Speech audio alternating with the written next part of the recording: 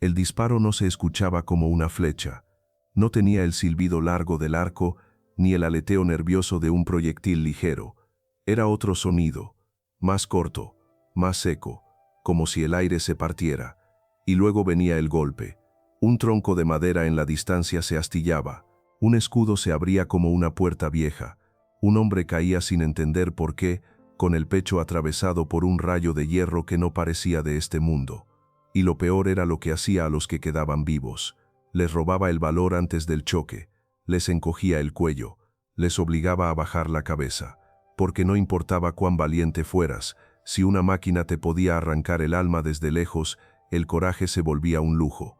En Japón también existió un arma así, una máquina de asedio y de costa, nacida de siglos de guerra oriental, afinada con disciplina samurái y convertida en pesadilla en el punto exacto donde el Khan creyó que Japón iba a rendirse. La mayoría de la gente conoce el mito del viento divino, la tormenta, el mar tragándose barcos, el cielo defendiendo la isla, pero hay una parte menos cómoda, más humana y más brutal, porque aun con tormenta, alguien tenía que rematar, alguien tenía que perforar madera, alguien tenía que partir filas, alguien tenía que convertir el desembarco en carnicería antes de que una bota mongola tocara firme, y esa herramienta tenía un nombre antiguo, Oyumi. Una gran ballesta de torsión y tensión, un monstruo de madera diseñado para lanzar pernos pesados con una violencia tan directa que parecía injusta. No era un arco grande, no era una catapulta lenta, era otra cosa, precisión brutal, como un disparo de guerra en una era de gritos. Hoy casi nadie la menciona cuando habla de los samurái, porque no es tan romántica como una katana, no es tan mítica como el tifón, y no es tan limpia como el duelo. Pero en el lugar donde Japón se jugó su existencia, una máquina así vale más que 1000 discursos. Bienvenido a tu canal, donde la historia no se cuenta suave. Hoy vas a ver cómo funcionaba el arma de asedio más letal que Japón podía poner en tus pesadillas, por qué fue perfecta para quebrar la invasión mongola, y por qué su rastro se fue borrando cuando el mundo cambió de forma de matar. Quédate hasta el final, porque cuando entiendas esto la invasión ya no se siente como una leyenda, se siente como una película de acero y sangre. Y sí, si te gustan estas historias de guerra real y cultura samurái contadas como cine, suscríbete.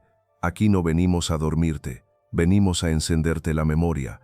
Para entender esta máquina hay que entender una verdad incómoda. Japón no estaba diseñado para una guerra de invasión masiva. Los samurái eran guerreros de clan, de nombre, de juramento, de combate con identidad. Pero el enemigo que venía del continente no peleaba por nombre, peleaba por sistema. Los mongoles y sus aliados peleaban con masa, con ritmo, con coordinación, con proyectiles, con escudos, con órdenes que caían como martillo. Y Japón aprendió a golpes que, si quería sobrevivir, tenía que matar el desembarco antes de que existiera, porque cuando una fuerza enorme se instala en tierra, ya no estás defendiendo una playa, estás defendiendo tu mundo. Así que el juego se volvió simple y salvaje, romper la flota, quebrar la moral, impedir el paso. Y ahí es donde una máquina como el Oyumi se vuelve monstruosa, porque el Oyumi no es para asediar castillos solamente, es para dominar una distancia, es para convertir una costa en un campo de ejecución. ¿De dónde salió el Oyumi? No nació de un poeta, nació de la necesidad. Durante siglos, en Asia Oriental se experimentó con máquinas que almacenaban fuerza no solo en el brazo del arquero, sino en mecanismos que multiplicaban la energía humana, ballestas grandes, arcos montados, dispositivos de tensión que permitían lanzar proyectiles pesados con una precisión que un arco común no podía igualar. Japón tomó esas ideas y las adaptó a su guerra, y aquí viene lo importante. Japón no era un imperio que podía fabricar máquinas infinitas para cada campaña. Tenía que ser práctico, tenía que ser directo, tenía que construir algo que se pudiera montar, mantener y usar bajo presión con clima, salitre, viento y caos. Por eso el Oyumi se volvió una máquina de frontera, fuerte, simple en su lógica, letal en su resultado, un marco pesado de madera dura, un canal guía, un sistema de tensión, y un proyectil que no era flecha, era un perno, un rayo, una estaca de hierro con intención de atravesar. En vez de confiar en el músculo de un arquero, confiaba en el músculo del mecanismo. Eso es lo que lo hace aterrador, porque el mecanismo no se cansa. Ahora imagina la escena. Año 1281. La segunda invasión. No es una expedición. Es una sentencia, una operación gigantesca que cree que va a borrar la palabra resistencia del diccionario japonés. El horizonte se llena de velas, el mar se llena de cascos, la costa se llena de hombres mirando en silencio. Y del lado japonés hay algo nuevo. No solo samurái esperando duelo. Hay preparación. Hay murallas de costa, defensas levantadas con urgencia y orgullo. Hay patrullas. Hay barcos ligeros listos para la noche. Hay fuego preparado. Hay arqueros entrenados para disparar sin emoción. Y hay máquinas. No una máquina para verse bonita, una máquina para romper madera y carne.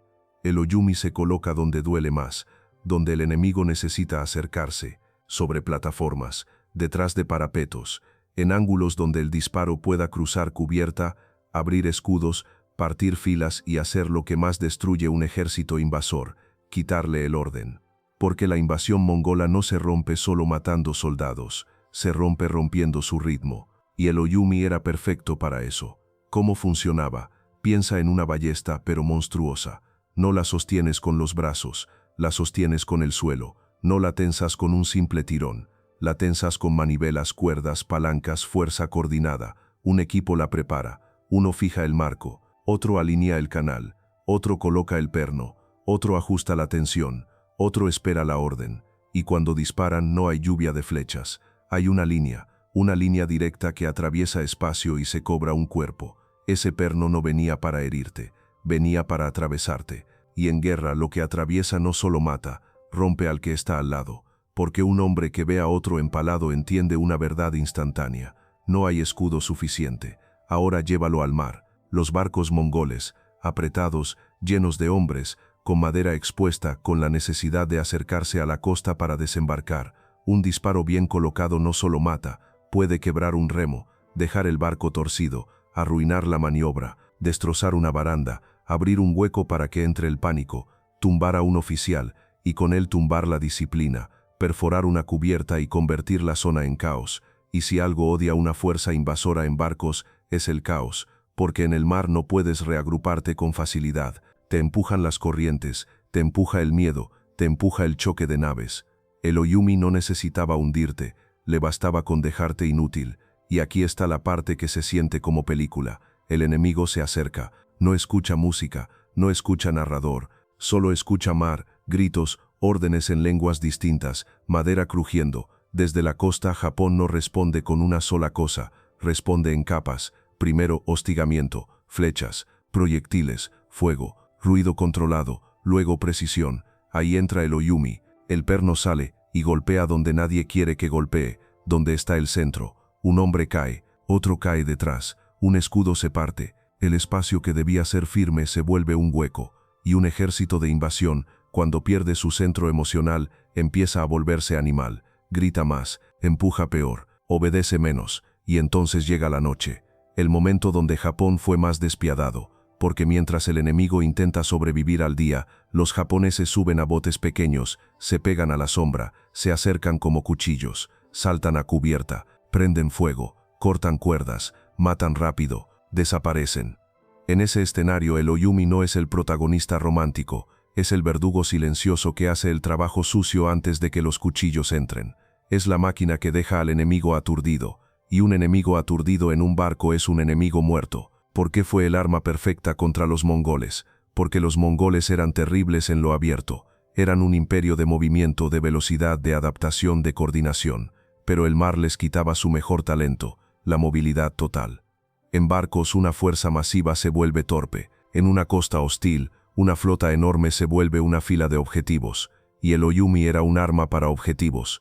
No necesitabas barrer el cielo con flechas esperando suerte, necesitabas golpear puntos, y un proyectil pesado lanzado con máquina hace exactamente eso, golpea puntos, cobra nombres, rompe el corazón del avance. Además el Oyumi tenía un efecto psicológico perfecto, porque el enemigo no ve al arquero, no ve a un héroe, ve una muerte que llega desde un aparato, y eso se siente como destino, se siente como que el suelo dispara, se siente como que Japón mismo te escupe fuera. Entonces, de verdad derrotó a los mongoles. La verdad cruda es esta: Japón no ganó por una sola cosa, ganó porque convirtió la costa en un sistema de muerte, murallas, arcos, incursiones nocturnas, ataques constantes, y sí, el clima, que terminó por rematar una flota ya desgastada, ya desordenada, ya mordida.